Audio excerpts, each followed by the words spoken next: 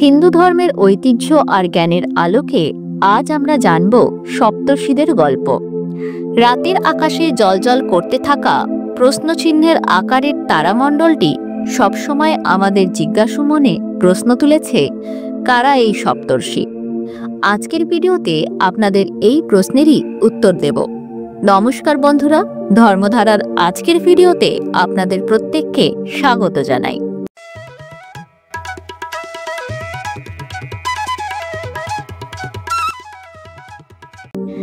সপ্তর্ষি অর্থাৎ 7 জন মহান ঋষি। পুরাণ মতে ব্রহ্মা তাদের সৃষ্টি করেন এবং স্বয়ং মহাদেব তাদের শিক্ষা দেন। তারা ধর্মের মূল রক্ষক এবং মানবজাতির আদি পথপ্রদর্শক। তারা এই বিশ্ব সংসারের ভারসাম্য রক্ষা করে চলেছেন। তবে প্রত্যেক মন্বন্তরের শেষে এই সপ্তর্ষিও পরিবর্তিত হয়। জানলে অবাক হবেন, 14টি মন্বন্তরের মোট সপ্তর্ষিদের সংখ্যা 98 জন। এবার ভাবছেন তো, মন্বন্তর আসলে কি? চলুন হিন্দু ধর্মের এই সময়চক্র সম্পর্কে আপনাদের একটু ধারণা দিই। আপনারা প্রত্যেকেই জানেন যে আমরা এখন কলিযুগে আছি। এর আগে এই পৃথিবীতে 3টি যুগ অতিবাহিত হয়ে গেছে। এর মধ্যে প্রথম যুগ ছিল সত্যযুগ, যার আয়ুষ্কাল 17,28,000 বছর। দ্বিতীয় যুগ ছিল ত্রেতা যুগ, যার আয়ুষ্কাল 12,96,000 বছর। তৃতীয় যুগ দ্বাপর যুগ, যার আয়ুষ্কাল 8,64,000 বছর। এবং সর্বশেষ কলিযুগের আয়ুষ্কাল 4,32,000 বছর। এই সত্য, ত্রেতা, দ্বাপর ও কলিযুগ মিলে গঠিত হয় একটি মহাযুগ। একটি মহাযুগের আয়ুষ্কাল 43,20,000 বছর। আর এই রকম 71টি মহাযুগ মিলে তৈরি হয় একটি মন্বন্তর। এখানেই কিন্তু সময়চক্র শেষ নয়। এই রকম 14টি মন্বন্তর নিয়ে গঠিত হয় এক একটি কল্প। আর এই এক একটি কল্প হচ্ছে ব্রহ্মার একটি দিন বা রাতের সমান। একটি কল্পের শেষ হলে মহাদেব নিয়ে আসেন ঘোর প্রলয়। একটি কল্পরাত্রি ব্যাপী চলে ধ্বংসযজ্ঞ, অর্থাৎ ভগবান ব্রহ্মা সারা দিন ব্যাপী যা সৃষ্টি করেন, দেবাদিদেব মহাদেব তাই সারা রাত ধরে ধ্বংস করে দেন। এবং পরবর্তী কল্পে ব্রহ্মা আবার নতুনভাবে ব্রহ্মাণ্ড রচনায় নিয়োজিত হন। এইভাবেই সৃষ্টি ধ্বংসের মধ্যে অতিবাহিত হয় সময়চক্র। প্রত্যেক মন্বন্তরেই সপ্তর্ষিরাও পরিবর্তিত হতে থাকে। 14টি মন্বন্তর নিয়ে যেহেতু একটি কল্প তৈরি হয়, তাই এই একটি কল্পে 14 বার সপ্তর্ষিরাও পরিবর্তিত হয়। তবে চলুন প্রতিটি মন্বন্তরেরও রয়েছে একটি বিশেষ নাম। সেই নামগুলো জেনে নিই। প্রথম মন্বন্তরের নাম স্বয়ম্ভুব মন্বন্তর। এই মন্বন্তরের সপ্তর্ষিগণ ছিলেন মহর্ষি মারীচি, মহর্ষি অত্রি, মহর্ষি আঙ্গিরস, মহর্ষি পুলহ, মহর্ষি পুলস্ত, মহর্ষি ক্রতু এবং মহর্ষি বশিষ্ঠ। দ্বিতীয় মন্বন্তরের নাম স্বরচিষ মন্বন্তর।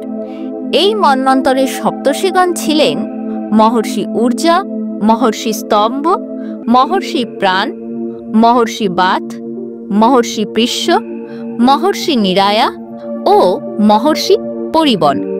তৃতীয় মন্বন্তরের নাম উত্তম মন্বন্তর। এই মন্বন্তরের সপ্তর্ষিগণ ছিলেন মহর্ষি কৌকুণ্ডিহি, মহর্ষি কুরুণ্ডি, মহর্ষি দলয়, মহর্ষি শঙ্খ, মহর্ষি প্রবাহিত, মহর্ষি বিত এবং মহর্ষি সম্মিত।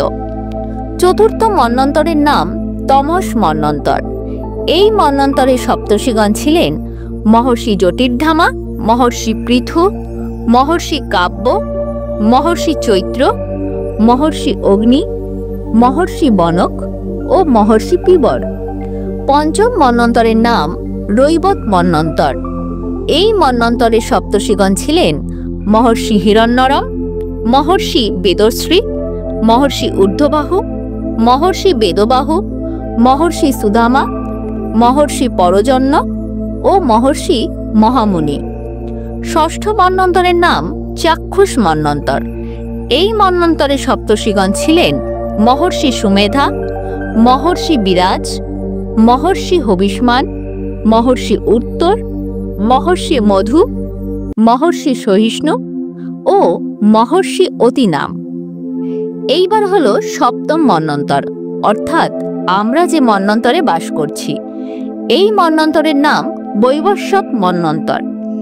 এই মন্বন্তরের সপ্তর্ষিগণ হলেন মহর্ষি যমদগ্নি, মহর্ষি কশ্যপ, মহর্ষি অত্রি, মহর্ষি বশিষ্ঠ, মহর্ষি গৌতম, মহর্ষি বিশ্বামিত্র ও মহর্ষি ভরদ্বাজ।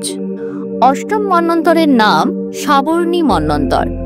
এই মন্বন্তরে সপ্তর্ষিগণ হবেন মহর্ষি দীপ্তিমান, মহর্ষি গালব, মহর্ষি পরশুরাম, মহর্ষি কৃপাচার্য, অশ্বত্থামা, মহর্ষি ব্যাস ও মহর্ষি ঋষ্যশৃঙ্গ।